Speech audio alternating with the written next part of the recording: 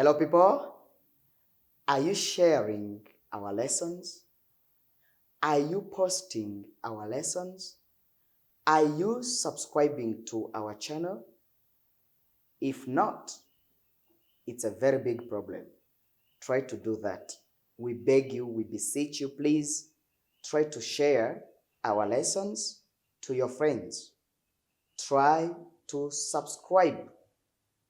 Try to post our lessons to different channels that you have or social media that you have. Mu byukuri mugerageze mu sharing aya masomo yacu muyashyira abandi bantu bayamenye, urabubafashije nkuko natwe turi kubafasha kumenya Icyongereza hano. The next thing is this one. Ikindi ni iki ngiki. Gerageza if you are a new student ukande kuri subscribe kugira ngo ujye ubona andi masomo. When you press there on subscribe, you get the new lessons, the update lessons, amasomo mashyashya agezweho urahita uyabona. You are going to get the updated lessons. Ugiye kubona the new ones mashyashya. The next, ikindi gerageza upostinge aya masomo ku mbuga uburiho. WhatsApp, gerageza ufata aya masomo uyashyire kuri Facebook yawe bayabone, uyashyire kuri Twitter if you have it bayabone, Instagram bayabone. Ibi ngibi byaba ari byiza cyane, byadufasha cyane, kandi nawe byagufasha, byanafasha n'abandi bagenzi bawe, your friends. Ntushaka ko bagenzi bawe bamenya Icyongereza? Don't you want your friends to get English? Don't you want your friends to be good at English? Ntabwo ushaka ko inshuti zawe ziba intyoza mu Cyongereza? Don't you want your siblings to be good at English? Ntabwo ushaka ko abavandimwe bawe baba intyoza mu Cyongereza? Try your best to do that. Gerageza ubikore, ariko nanone unafasha na pan edutainment, ufasha n'iyi channel kuzamuka, kuko niba channel iri kuguha nawe gerageza ugire icyo ukora mu byukuri. If you have personality, niba ufite ubumuntu bikore. Yes, do that please. Very nice. Another announcement is this one.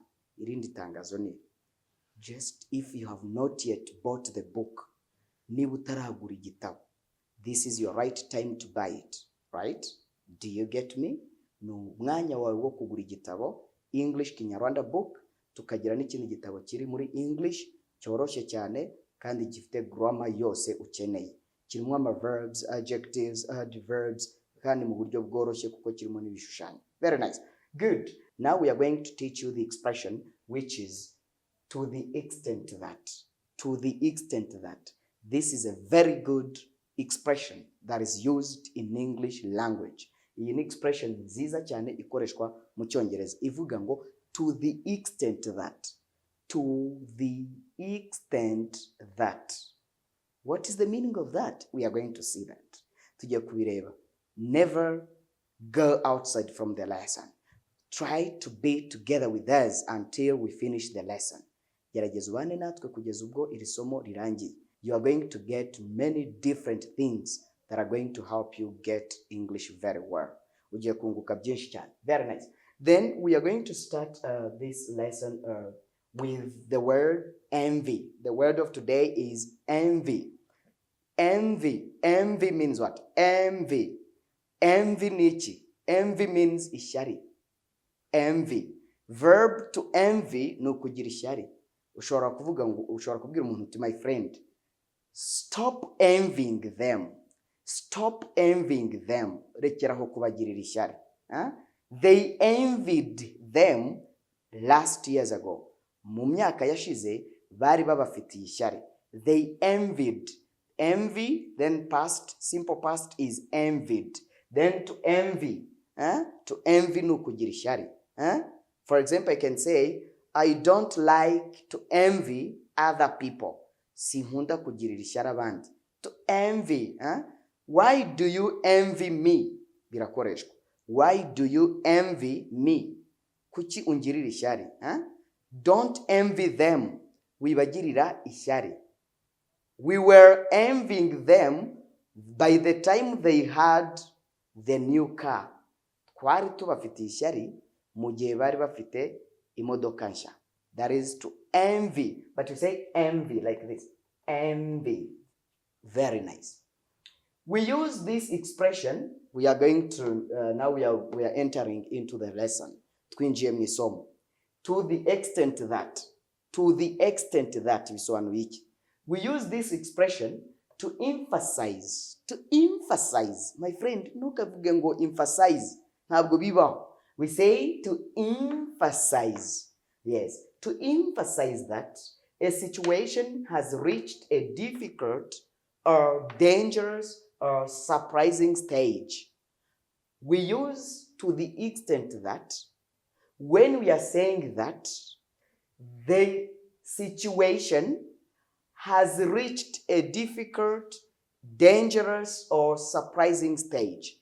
Iyo tuvuga ko ikintu runaka, iyo dutsindagira ko ikintu runaka cyageze ku rundi rwego rukomeye, ruri dangerous, ruteye ubwoba, cyangwa se stage itangaje, cyangwa se byageze ku rugero rutangaje, urugero rudasanzwe. That time we use the expression to the extent that. We use the expression to the extent that. Icyo gihe dukoresha expression which is to the extent that. Very nice. Examples. Tujye kureba ingero. But first of all, banza wumve uko tubivuga. To the extent that. To the extent that is used when we are emphasizing the situation that has reached another step or that has reached a difficult, dangerous, or surprising step or stage. To the extent that. To the extent that. Very nice. Examples. I dislike pigs to the extent that I can't breed them. To breed is like to keep. Korora. I dislike pigs to the extent that I can't breed them. Nanga ingurube ku kigero cyuko ntashobora no kuzorora. I dislike pigs to the extent that I can't breed them. Urumva ko the situation has become difficult. Ndazanga ku buryo byambaye ibibazo ko ntashobora no kugira gute no kujya kuzigura ngo zorore. That is to the extent that. Very nice.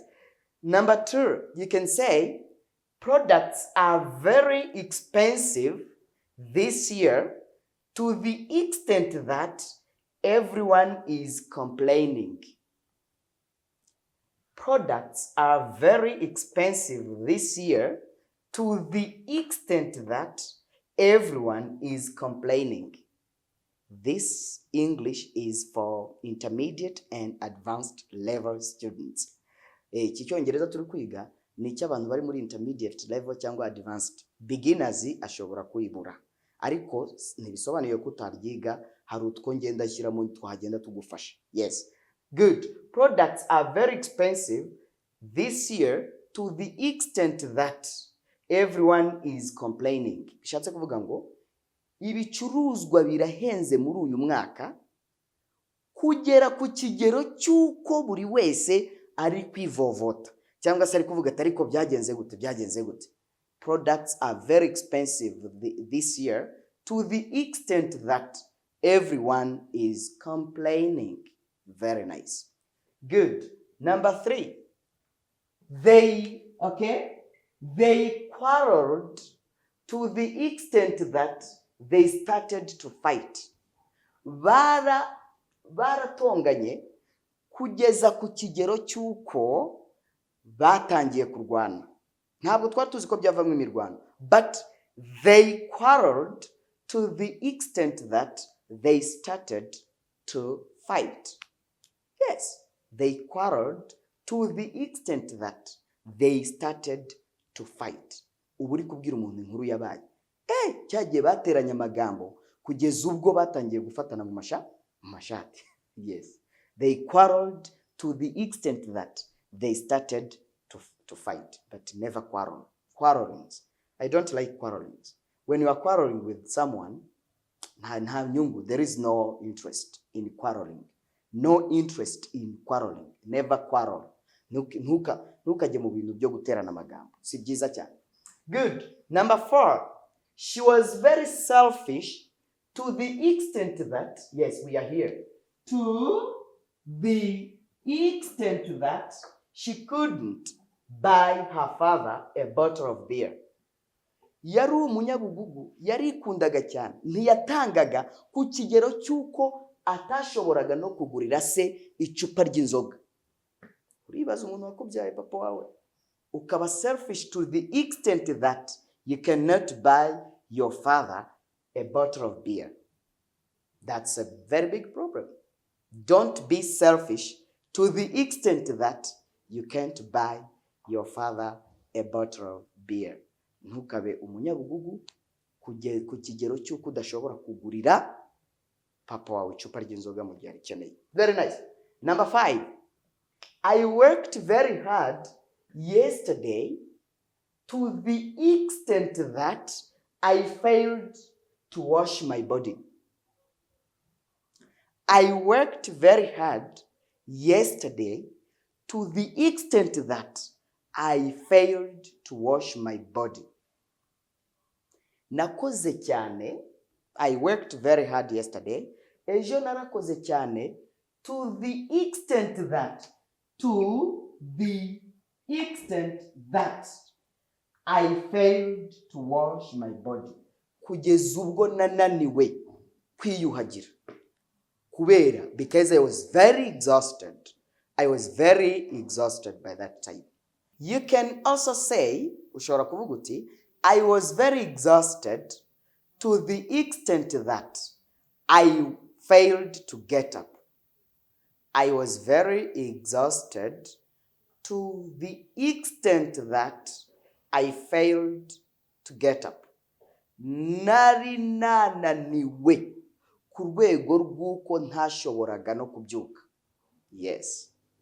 I was very exhausted yesterday to the extent that I failed to get up. Ejo nari nananiwe ku buryo ntashoboraga no kubyuka. Nice. Good. Number 6. They continued fighting to the extent that they were taken to the hospital. They continued fighting to the extent that, they were taken to the hospital. Bakomeje kurwana kugeza ubwo bajyanywe kwa muganga. Urumva byari byakomeye. Barakomeretse, byaracitse birayoberana. They continued fighting. Bakomeje kurwana. They continued fighting to the extent that they were taken to the hospital. Very nice. Then number 7 is this one. My father was very angry with us. My father was very angry with us to the extent that he spent 2 days speechlessly. Someone who is speechless, no umuntu utari kuvuga. For example, I can say, when I was in the meeting, I remained speechlessly. Or, for example, I can say, I remained speechless when I was in the meeting. Nta kintu nasigaye mvuga mu gihe nari ndi mu nama. I remained speechless when I was in the meeting. Nasigaye niturije mu gihe nari ndi mu nama. Then speechlessly niyo state yo kubutuje. That is a nerd verb. Speechlessly. Then my father was very angry with us. Data yaraturakariye twebwe. Nje n'umuryango wanjye. My father was very angry with us. Don't say angry. We say angry. My father was very angry with us To the extent that he spent 2 days speechlessly. Kugera ku rwego rw'uko yamaze iminsi 2 yose atavuga. Urumva bari bamurakaje kweri. Yamaze 2 days speechlessly, without speaking. Yes. My father was very angry with us to the extent that he spent 2 days speechlessly. Very fantastic. Are we together? Turi kumwe? Very nice. Then we are going to give you the saying of today. Niba mwamenye ibingibi, niba mwamenye this expression that is used in English mostly by English speakers, try your best to know it. Try your best to know it. If you have grasped it, this is the right time to give you the saying of today. But first of all, I would like to remind you to write different examples in the comments section by using this expression. To the extent that. Niba ushaka Icyongereza kora practice. You will never know English if you don't practice. Ntabwo uzamenya ururimi rw'Icyongereza udakora imyitozo. Rero jya muri comment section cyangwa fata agakaye kawe mu rugo utangire wandike uti to the extent that. Nurangiza ukore indi myitozo itari yingiyi yawe ku giti cyawe. This is going to help you. Okay?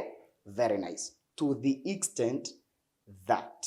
Okay? Good. Then we are going to give you the saying. Tugiye kuguha rero imvugo y'umunsi. In English we say, Cyongereza turavuga ngo, when you love and laugh, you live a beautiful life.